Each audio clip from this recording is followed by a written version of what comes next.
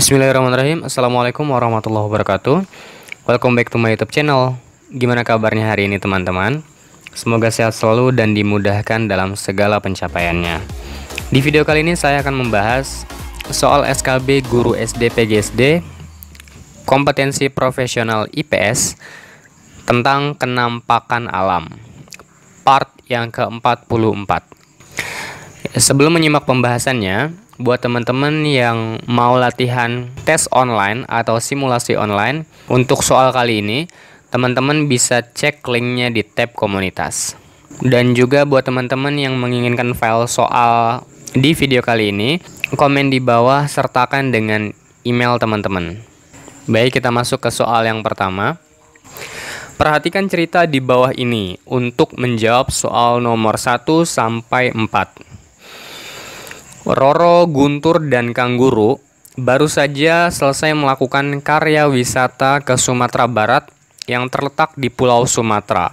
Pulau ini berbatasan dengan Teluk Benggala pada sebelah utara, Selat Sunda pada sebelah selatan, Samudra Hindia pada sebelah barat, dan Selat Malaka pada sebelah timur. Sebelum pulang, supir bus sengaja membawa mereka mampir ke Pelabuhan Teluk Bayur yang merupakan salah satu dari 5 pelabuhan terbesar dan tersibuk di Indonesia. Mereka juga melewati Provinsi Bengkulu, Sumatera Selatan, dan Lampung karena searah dengan jalan pulang menuju Jakarta. Pertanyaannya, Pulau Sumatera sebelah selatan dan barat berbatasan dengan A. Selat Sunda dan Samudra Pasifik, B. Selat Sunda dan Samudra Indonesia, C. Selat Sunda dan Samudra Hindia, atau D. Selat Sunda dan Samudra Arktik. Jawaban yang benar adalah yang C. Selat Sunda dan Samudra Hindia. Pulau Sumatera berbatasan dengan Teluk Benggala pada sebelah utara, Selat Sunda pada sebelah selatan, Samudra Hindia pada sebelah barat, dan Selat Malaka pada sebelah timur. Soal yang kedua, dengan cerita yang sama, salah satu pelabuhan yang terdapat di Provinsi Sumatera Barat adalah pelabuhan A. Teluk Bayur, B. Bakauheni, C. Tanjung Emas, atau D. Gilimanuk. Jawaban yang benar adalah yang A. Teluk Bayur. Pelabuhan Teluk Bayur terletak di Provinsi Sumatera Barat. Pelabuhan Bakauheni terletak di Provinsi Lampung. Pelabuhan Tanjung Emas terletak di Provinsi Jawa Tengah. Dan Pelabuhan Gilimanuk terletak di Provinsi Bali. Soal yang ketiga, dengan cerita yang sama, sebelah timur Pulau Sumatera berbatasan dengan A. Selat Malaka, B. Samudra Hindia, C. Teluk Benggala, atau D. Selat Sunda. Jawabannya adalah yang A. Selat Malaka. Pulau Sumatera berbatasan dengan Teluk Benggala pada sebelah utara, Selat Sunda pada sebelah selatan, Samudra Hindia pada sebelah barat, dan Selat Malaka pada sebelah timur. Soal yang keempat, dengan cerita yang sama, perhatikan provinsi berikut. 1. Jambi, 2. Riau, 3. Gorontalo, 4. Bengkulu, 5. Lampung. Provinsi yang ada di Pulau Sumatera ditunjukkan oleh nomor A. 1, 2, 3, dan 4, B. 1, 2, 3, dan 5, C. 1, 2, 4, dan 5, atau D. 1, 3, 4, dan 5. Jawabannya adalah yang C. 1, 2, 4, dan 5. Provinsi Jambi, Riau, Bengkulu, dan Lampung terdapat di Pulau Sumatera, sementara Provinsi Gorontalo terdapat di Pulau Sulawesi. Soal yang kelima, cerita berikut untuk menjawab soal nomor 5 sampai nomor 7.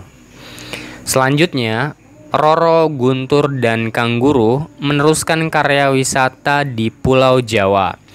Awalnya, Bu Guru mengajak ke pegunungan seperti Pegunungan Kandeng, Pegunungan Kapur Utara, dan lainnya.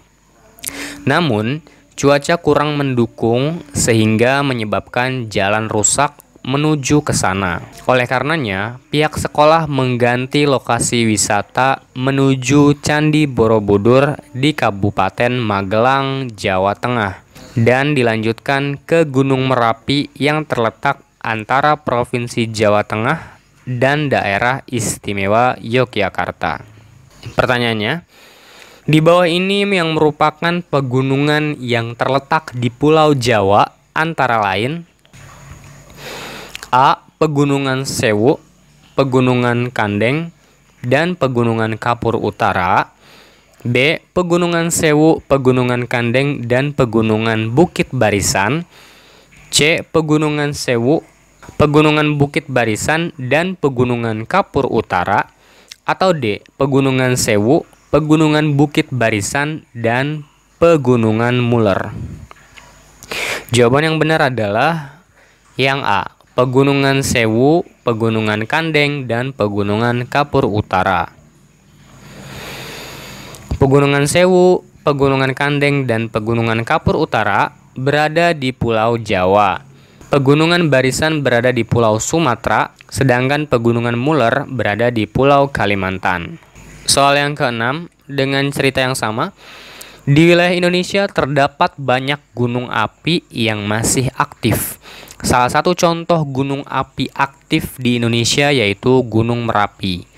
Gunung tersebut terletak di wilayah provinsi A. DKI Jakarta dan Banten, B. Jawa Tengah dan Daerah Istimewa Yogyakarta, C. Jawa Timur dan Jawa Tengah, atau D. Jawa Barat dan DKI Jakarta. Jawaban yang benar adalah yang B. Jawa Tengah dan Daerah Istimewa Yogyakarta. Gunung Merapi berada di antara Provinsi Jawa Tengah dan Daerah Istimewa Yogyakarta. Soal yang ketujuh, dengan cerita yang sama, Candi Borobudur merupakan kenampakan buatan yang merupakan ikon dari provinsi A. Jawa Tengah, B. Daerah Istimewa Yogyakarta, C. DKI Jakarta, atau D. Jawa Barat. Jawaban yang benar adalah yang A. Jawa Tengah. Candi Borobudur letaknya bukan di Daerah Istimewa Yogyakarta, melainkan di Provinsi Jawa Tengah. Soal yang ke-8, berikut ini merupakan nama-nama gunung di Indonesia. 1. Gunung Sinabung, 2. Gunung Kerinci, 3. Gunung Leuser, 4. Gunung Kelut. Gunung yang terdapat di Pulau Sumatera ditunjukkan oleh nomor A. 1, 2, dan 3, B. 1, 2, dan 4, C. 1, 3, dan 4, atau D. 2, 3, dan 4. Jawaban yang benar adalah yang A. 1, 2, dan 3. Gunung Sinabung, Gunung Kerinci, dan Gunung Leuser terdapat di Pulau Sumatera, sedangkan Gunung Kelut terdapat di Pulau Jawa. Soal yang ke-9, perhatikan gambar berikut. Gambar di atas merupakan gedung sate yang terletak di Kota Bandung, Jawa Barat. Gedung sate adalah salah satu contoh kenampakan buatan yang dimanfaatkan sebagai gedung pusat pemerintahan. Selain itu, ternyata gedung sate juga difungsikan sebagai salah satu tempat kunjungan wisata. Pernyataan berikut ini yang dapat menunjukkan perbedaan kedua fungsi gedung sate, yaitu A. Gedung Sate merupakan salah satu lokasi wisata sejarah di kota Bandung yang banyak dikunjungi oleh wisatawan, baik wisatawan lokal maupun mancanegara. B. Hari Senin hingga Jumat, gubernur, wakil gubernur, sekretaris daerah, asisten, dan para biro berkantor di lantai 2 Gedung Sate.